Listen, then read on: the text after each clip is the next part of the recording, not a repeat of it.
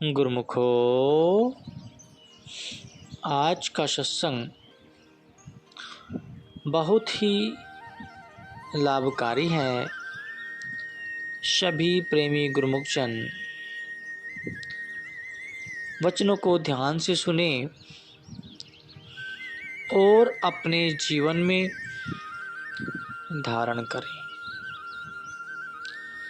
गुरुमुखो,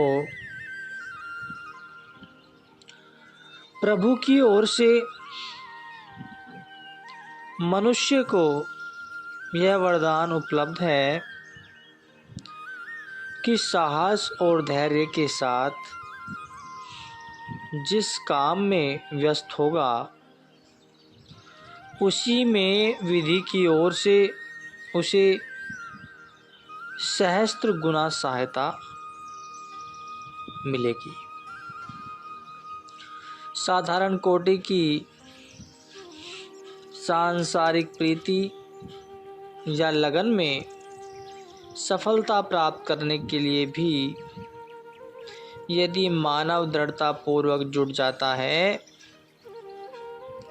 तो उसमें भी उसे प्राकृतिक की तरफ से आश्चर्यजनक सहायता मिलती है।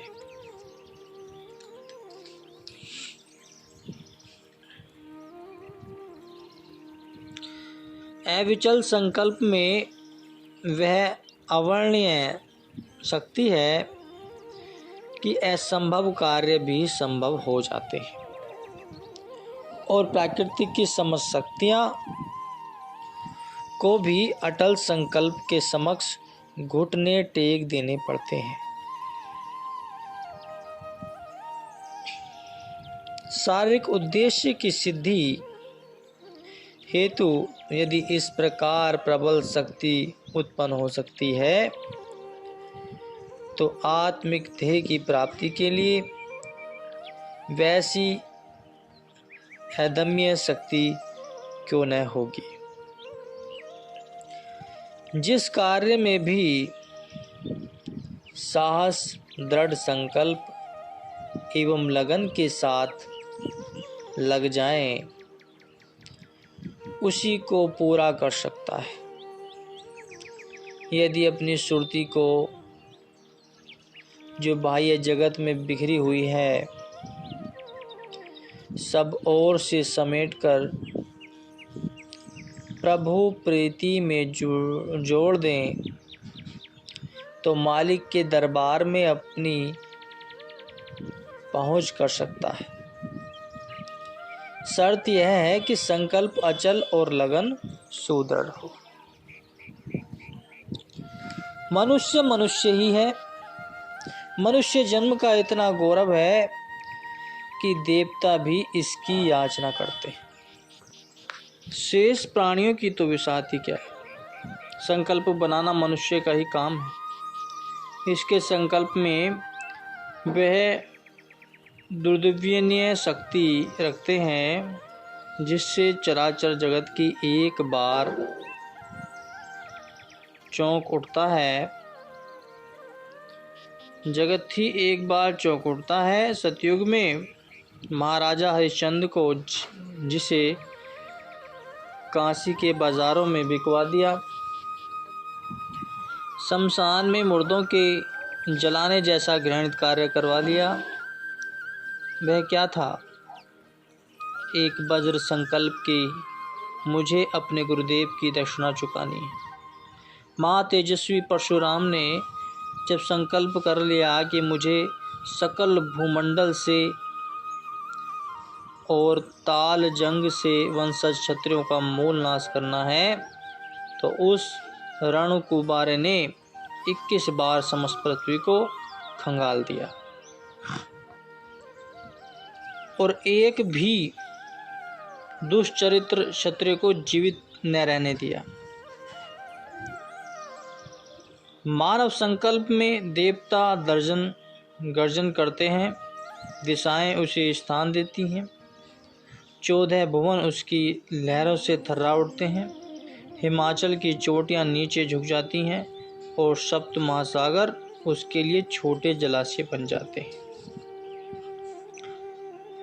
राजरानी मीराबाई संकल्प की इतनी धनी निकली कि अपनी विरोधनी शक्तियों का दमन करती हुई अपने प्रियतम भगवान श्याम सुंदर को पा गई।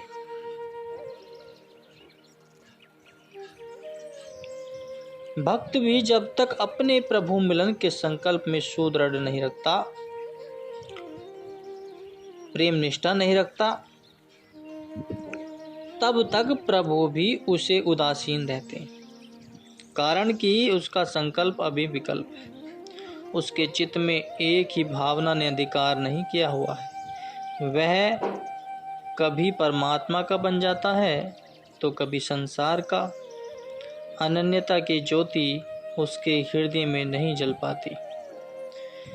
जब वह प्रहलाद के समान एकमात्र परमेश्वर का ही चिंतन करने लगेगा, तत्काल स्तंभ चीर करके भी प्रभु दर्शन उसे हो जाएंगे। न्यूनता केवल निज संकल्प में है।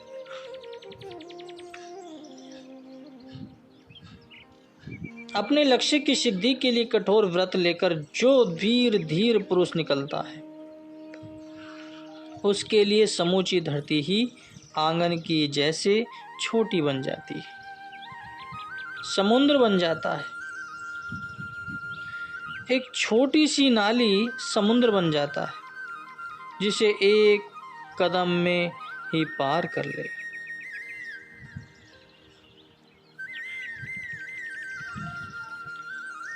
सुमेरु पर्वत दीमकों की बांबी बन जाता है, जिससे वह आत्मविश्वासी मनुष्य सुगमता से अग्रसर हो जाए। इसी भाव को व्यक्त करते हुए दादू दयाल जी कहते हैं कि जैसे निभे त्यों चले, धर नीरज मन माही, पर सेंगा पिब एक दान दिन, दादू था के नहीं। एक मना लागा रहे, अंत मिलेगा सोए, दादू जाके मन बसे, ताको दर्शन होए। ये मानव मन एकाग्र होकर दृढ़ता पूर्वक जिस लक्ष्य को प्राप्त करने की ओर झुक जाए, अंत में उसे पा ही लेता है। उसकी साधना में साधक दिन रात दत्त चित्त रहता है, लगा रहता है। निदान उस उद्देश्य की पूर्ति कर लेगा जिसके मन में जो विचार बसा रहता है, वह उस ध्येय को साक्षात्कार कर ही लेता है। मानव संकल्प में अत्यंत शक्ति है। दृढ़ संकल्प ही मनुष्य के जीवन को पलट देता है। जिस प्रकार एक आदसी दर्पण में सूर्य से बिखरी हुई किरणें केंद्रित होकर उसके नीचे रखे हुए कपड़े को जला देती हैं, इसी प्रकार दृढ़ संकल्प भी समस्त चपल विकल्पों को समेटकर अपना कार्य करता है। जब मन के विचारों को एक ही ध्येय पर केंद्रित कर लिया जाता है तो उसे संकल्प कहते हैं। इसी को पाकर मनुष्य अपने जीवन के मार्ग को प्रशस्त कर लेता है। मनुष्य सदा कार्य निरत रहता है। जिस प्रकार के काम करने के लिए वह तत्पर हो जाता है, तो सभी दिव्य शक्तियाँ गुप्त रूप से उसकी सहायता करने लगती, चाहे वह शुभ कर्म हो अथवा अशुभ। मानव मन में दो प्रकार की प्रवृत्तियाँ काम किया करती है, एक तो शुभ कर्म की और दूसरी अशुभ कर्म की। शुभ कार्य करने पर अंतरात्मा प्रफुल्लित होती है और अशुभ कार्य करते हुए विरोधनी शक्तियाँ हृदय को उत्पीड़ित करती हैं। अतएव अपनी अंतरात्मा की पुकार को सुनकर ही किसी कार्य को करने में प्रवृत्त होना चाहिए। कल्पना करिए कि कोई डाकू किसी महाराज जी की धन संपत्ति को देखकर उसे हड़प लेना चाहता है। इस कार्य के लिए जब वह दृढ़ संकल्प कर लेता है तो उसका वह कार्य पूर्ण हो ही जाता है, चाहे इस गलत कार्य का दुष्परिणाम ही हो। इसी प्रकार एक सज्जन के मन में प्रभु से मिलने की चाह उत्पन्न होती है। यह भावना चाहे तो उसके पूर्व जन्म के संस्कारों की प्रबलता का परिणाम हो, अथवा इस संसार की नश्वरता को देखकर उसे वैराग्य आ गया हो। अब वह अपने चित्त की उदासी को दूर करना चाहता है। आरंभ में उसके अंतःकरण में भक्ति और माया के विचारों का महाभारत छिड़ जाता है।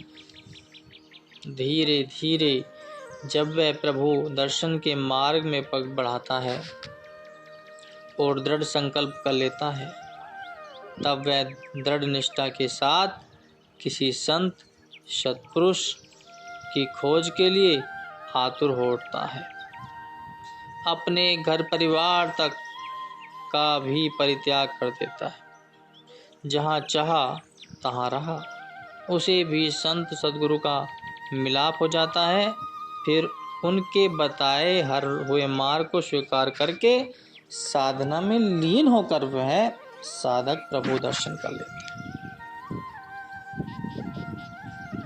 जो व्यक्ति दृढ़ संकल्प किए बिना यूं ही कोई कार्य करने में जुट जाते हैं, तो विरोधनी शक्तियों के उदय होने पर वे अपने हथियार डाल देते हैं और निराश होकर बैठ जाते हैं।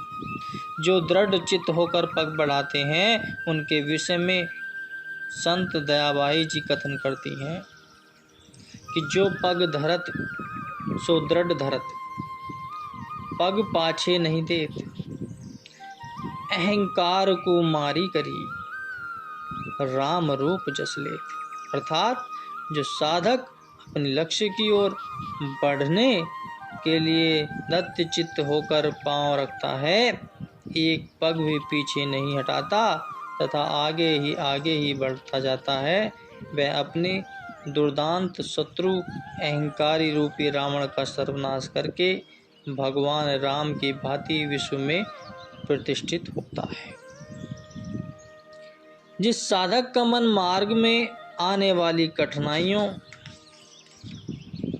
को देखकर घबरा जाता है या कठिन साधना करने पर भी उसे सफलता का मुंह नहीं दिखाई देता, अथवा अपने बंधु बांधवों की स्मृतियाँ अथवा अपने सुख ऐश्वर्य का विचार आने पर डवाडोल हो जाता है, वह बेचारा जीवन लक्ष्य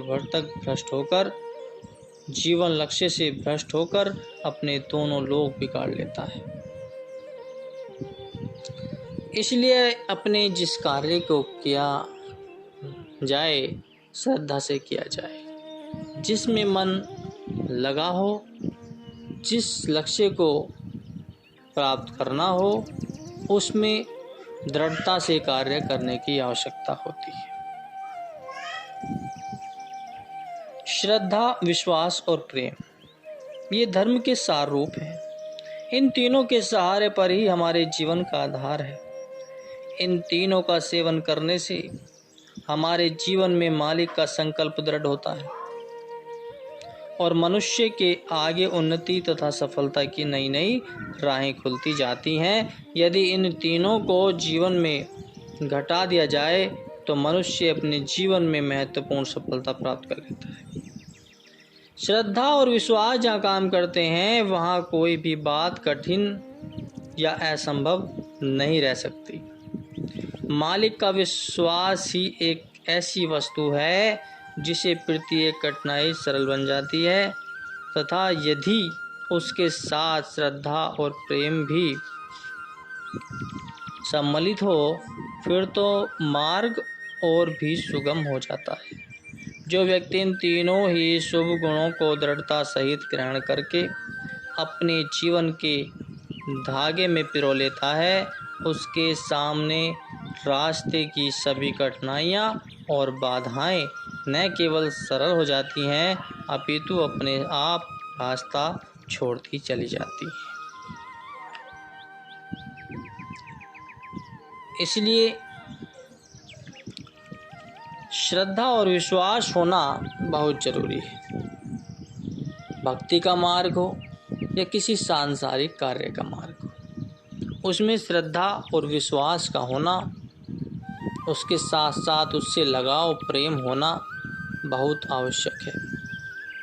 अगर भक्ति करते हुए प्रभु पर विश्वास न हो, श्रद्धा ना हो, उनसे प्रेम ना हो, तो वह कार्य सफल नहीं हो सकता। इसलिए इन तीनों का होना मनुष्य के साथ बहुत ज़रूरी है। इन तीनों के ज़रिए ही मनुष्य किसी कार्य को, किसी भक्ति को प्राप्त कर सकता है। ये तीनों गुण मनुष्य के अंदर होने बहुत ज़रूरी है। बोलो जयकारा, बोल मेरे श्री गुरु महाराज जी की जय।